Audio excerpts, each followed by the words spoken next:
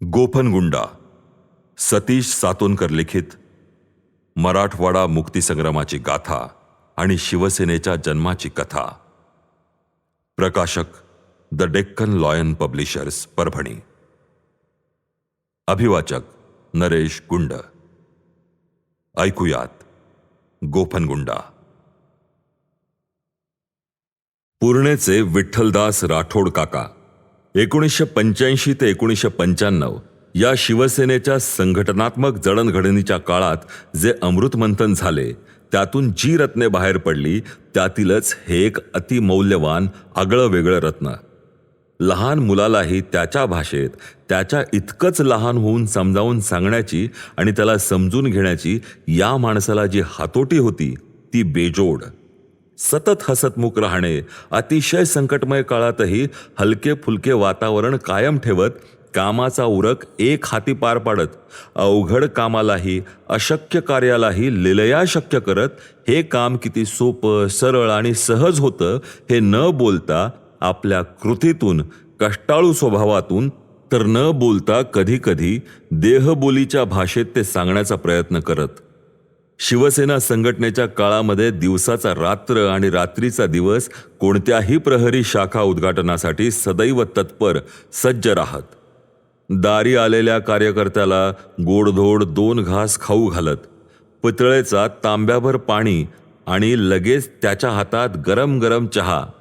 अन बोल बापू, काय काम काढलं, असे आपुलकीच्या स्वरामध्ये थेट काळजाला हात घालण्याची त्यांची स्वभावशैली त्यांना काका हे आदरयुक्त, सामाजिक मान्यता वजा उपाधी देऊन गेली. मराठवाड्यामध्ये लोक उपाध्यांना अनन्य आणि असाधारण महत्त्व आहे. जनमानसाने समाजाने दिलेली उपाधी ही त्या माणसाचा सामाजिक, धार्मिक, राजकीय, आर्थिक आणि त्याच्या व्यक्तिगत चारित्र्याचा आरसाच असतो. त्यामुळे मराठवाड्यामध्ये काका, मामा, भाऊ, माय, बापू, राजा, वाघा, रावळ्या, दादा या काही उदाहरणादाखल उपाध्या. यातून प्रत्येक उपाधीतून किंवा टोपण नावातून त्या व्यक्तिमत्वाचा जवळपास पूर्ण परिचय होतो.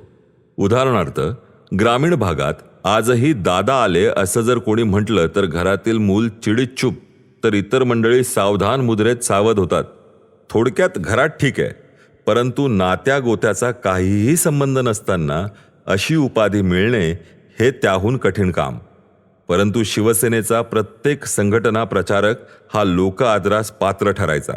लोकांनी दिलेला मान सन्मान, बहुमान हा कसा सांभाळायचा आणि त्यात कलेने वाढ कशी करायची याची गुरुकिल्ली शिवसेना संपर्क नेते माननीय दिवाकरजी रावते साहेबांनी प्रत्येक कार्यकर्त्यापासून शाखा प्रमुखापर्यंत सर्कल प्रमुख, विभाग प्रमुख, तालुका प्रमुख, उपजिल्हा प्रमुख, जिल्हा प्रमुख यांना दिली होती.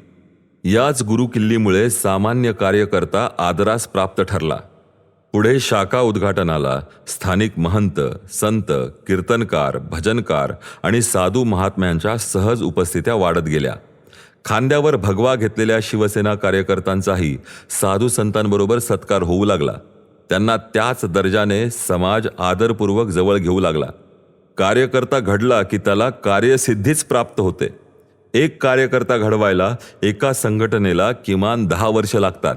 10 वर्षात सचोटीने, विशेषतः शिवसेना नेते दिवाकर रावतेच्या तालमीत घडलेला कार्यकर्ता याला तर हमखास यशाची रिद्धिसिद्धीच प्राप्त होते, असा आमच्या परभणी जिल्ह्यामध्ये ठाम जनमताचा विश्वास आहे.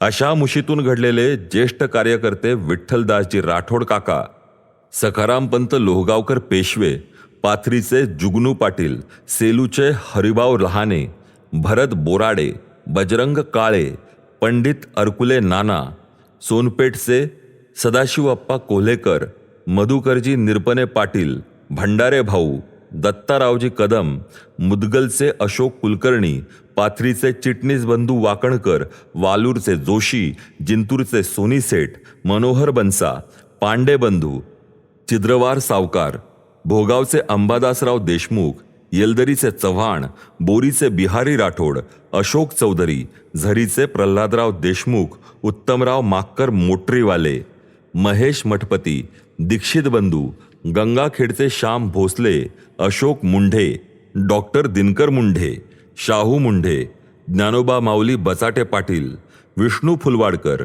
भंडारी, मुंदडाजी, उखळीचे सावंत, नाईकोट्याचे पाटील बंधू, दैठण्याचे सुभाष कच्छवे बंधू, तर परभणी तालुक्यातील लंगोट गल्लीतील माणिकराव कदम, केशव कदम, देविदास शेळके बंधू, कुलकर्णी, विजयराव मराठे, देशपांडे, दलित आघाडी प्रमुख बंसीधर जोंधळे, विजय गायकवाड, कांबळेताई, मंगलताई मोरे, खानापूरचे बाळासाहेब मोहिते पाटील, शेषराव मोहिते पाटील, दादा शिंदे पाटील, सुनील बावळे पाटील, भारसवाडकर, गणेश कच्छी, राजू लिंबेकर आणि त्यांचे अनंत सहकारी, विष्णू आळसपुरे, मानधने कोल्याचे भिसे पाटील, पेडगावचे देशमुख, हारकळ, जवळ्याचे राखुंडे नाना. बाकी लिखाणामध्ये गणमान्यांचा उल्लेख आलेलाच आहे. ही रावते साहेबांनी बांधलेल्या मजबूत हिंदू सेतूचे काही प्राथमिक स्वरूपातले पायाचे दगड. आजही हे आणि असे हजारो कार्यकर्ते यांना लोक रावते साहेबांनी घडवलेले शिवसैनिक, बाळासाहेबांचे कट्टर पाईक म्हणूनच ओळखतात. काही लोकांची तर अशी पंचायत झाली, कालांतराने भविष्यात इतर पक्षांमध्ये गेले, परंतु तिकडे ते रमू शकले नाहीत. जिकडे गेले त्यांनी यांना स्वीकारले नाही, कारण त्यांना पक्के माहीत होते हा घरातून भांडून आलेला आहे, आपल्या काहीच कामाचा नाही, याच्या रोमारोमात शिवसेना आणि शिवसेनाच भिनली आहे, त्यामुळे हा आपल्या विचाराने बाटू शकत नाही. त्याऐवजी हाच आपल्या कार्यकर्त्यांना हिंदुत्वाचे विचार वाटून जाईल आणि आपला पक्षच बाटून जाईल. थोडक्यात भारतीय सैन्य दलातला माजी सैनिक हा चोरी करू शकतो यावर कोणाचाच विश्वास बसू शकत नाही.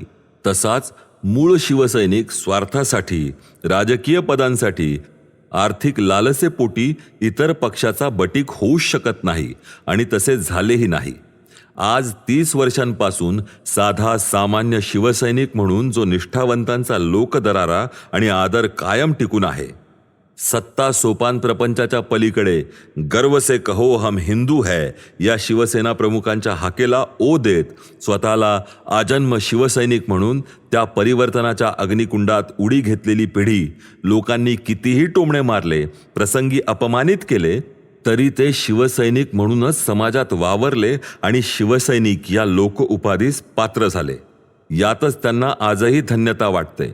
शिवसेना हेच जीवनकर्म आणि धर्मकार्य हे व्रत घेतलेला एक वेडा वर्ग, एक वेडी पिढी आजही कायम आहे. प्रसिद्धी परांमुख, स्वतःचाच उदो उदो करणाऱ्या बाजार भरव्यांपासून 4 हात दूरच राहतो. अप्पलपोट्या स्वार्थासाठी निवडणुकीतील उमेदवाऱ्या, आशा अपेक्षा यांची खोबरे उधळण चालू असताना शिस्त मोडून बेशिस्त सत्तेचा भंडारा त्यांनी खाल्लाच नाही आणि आजही खात नाहीत. अशी जगावेगळ्या ठार वेड्या निष्ठावंत शिवसैनिक व्यावहारिक वेडपटांची संख्या या जिल्ह्यात हजारोंच्या घरात आहे. कारण शिवसेना या धार्मिक संघटनेचा तो स्वतःलाच शिस्तबद्ध सैनिकच समजतो. प्रसंगी गावात काळोख अंधार पडल्यास स्वतःचीच झोपडी पेटवून गावाला प्रकाश देण्याची वृत्ती बाळगणारा कडवट शिवसैनिक आजही परभणी, हिंगोली जिल्ह्यांमध्ये दंतकथेच्या रूपाने जिवंत आहे. कोणतेही आश्चर्य हे उगीच जन्म घेत नाही. महाआश्चर्यांना तर जन्मच घ्यावा लागतो. त्यासाठी आपले ठरलेले ध्येय गाठण्यासाठी पराकोटीचा वेडेपणा लागतो. आपल्या ध्येयाचा ध्यास वेडेपणाच्या सीमा ओलांडून गेल्यावर दिग्विजय प्राप्त होतो. ज्यांना मल्लयुद्धाचा अभ्यास आहे त्यांना हे ठाऊक असावेच लागते की रेवडीच्या, नारळाच्या कुस्तीपासून ते जगज्जेत्या महावीर महाबली मल्लांपर्यंत एक सर्वसामान्य नियम असा की कुस्ती खेळण्यासाठी त्यांना लंगोट घालावाच लागतो आणि ज्या मल्लाची लंगोट ढिली असते त्यात प्रतिस्पर्धी मल्लाची बोटे जातात आणि घट्ट पकड होऊन प्रतिस्पर्ध्याच्या हस्ते धोबी पछाड होऊन आसमानरूपी पराजय पाहावा लागतो. विजयी होण्यासाठी कार्यकर्तारूपी लंगोट मजबूत असावी लागते. जगातला कोणताही राजकीय पक्ष अथवा महान नेता हा महावीर महाबली मल्लासारखा असतो, परंतु लंगोटरूपी घट्ट जखडून ठेवणारा, प्रतिस्पर्ध्यांना बोटेही घालायला जागा न ठेवणारा चिवट लंगोटरूपी कडवट कार्यकर्ता लागतो आणि तोच कडवट कार्यकर्ता त्या मल्लरूपी नेत्यांची इज्जत वाढवतो. कुस्ती जिंकल्यावर मात्र नवी लंगोट जुन्या लंगोटीला वाकोल्या दाखवते. हे कटू परंतु सत्य आहे. मृग नक्षत्रातील पहिल्या थेंबांना हे ठाऊक असतेच की आपण आणि आपले अस्तित्व कोणाच्या स्मरणात राहणार नाही, परंतु पहिला थेंब पडल्याशिवाय चातकाची तहान भागत नाही. स्वतःला स्वतःच संपताना पाहणे आणि आपल्या संपण्याने परिवर्तनाची भूक थांबणार आहे.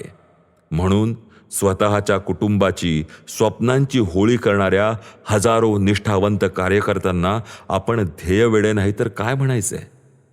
म्हणून आम्ही एक वेडा वर्ग, एक वेडी पिढी अशा शब्दांचा उल्लेख केला. ध्येय हा शब्द यासाठी नाही वापरला, कारण ज्याला स्वतःसाठी काही मिळवायचेच नाही तर त्याला लोक वेडा नाही तर काय म्हणणार. स्वयंशिस्तीने आपल्या सेनापतींनी जे शिकवले तेच आपल्या व्यक्तिगत जीवनात कठोरपणे अंमलबजावणी करतात. भल्या भल्या राज्यकर्त्यांना, राजकारण्यांना भुलून स्वतःचं चांगभलं करून घेणाऱ्या फास्ट फूड रूपी मृगजळी सत्तेतल्या पिढीला आणि त्यांच्या स्वार्थी सत्तालोलूप मिरवणुकीच्या अग्रभागी तो कधी नाचताना दिसणार नाही.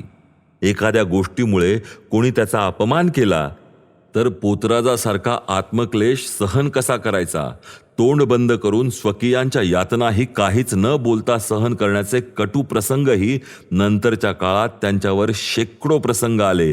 परंतु शिवसेना प्रमुखांचे दूत सेनापती दिवाकरजी रावते साहेबांनी जे योद्धे तयार केले, अहो योद्धे कसले, मावळेच की.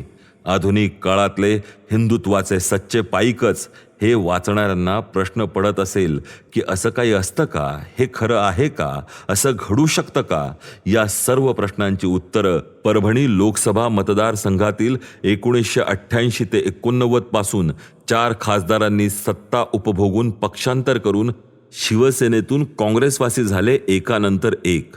पुन्हा शिवसेनाच निवडून येते. माझ्या अभ्यासानुसार भारतात परभणीसारखा कडवट लोकसभा आणि विधानसभा अभेद्य भगवागड दुसरा मतदारसंघ नाही. खरे तर नियमाने पक्षांतराच्या बाबतीत जागतिक आश्चर्याची नोंद ठेवणाऱ्या Guinness book of world record यांनी नोंद घ्यायला हवी होती.